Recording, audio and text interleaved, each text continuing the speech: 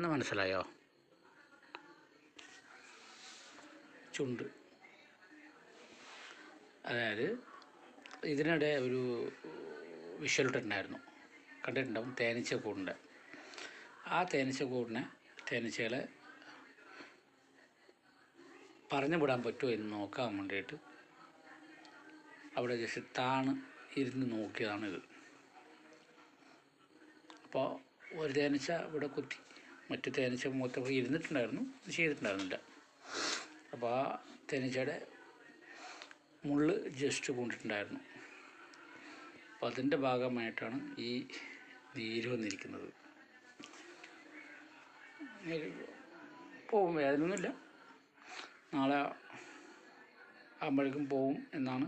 ചിലർ പറഞ്ഞു പച്ചമഞ്ഞൾ വെച്ചാൽ ഇതിൻ്റെ വീക്കം പോവും, നീര് വരില്ല എന്ന്.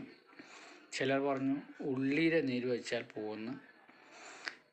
എന്താണെന്നറിയില്ല. അപ്പോൾ നിങ്ങൾ ആർക്കെങ്കിലും ഇതിനൊരു തേനീച്ച കുത്തിയാൽ നീര് വരുന്നതിനുള്ള പ്രതിവിധി എന്തെങ്കിലും ഉണ്ടെങ്കിൽ അതൊന്ന് എനിക്കിതിലേക്ക് കമൻറ്റ് ചെയ്യാം.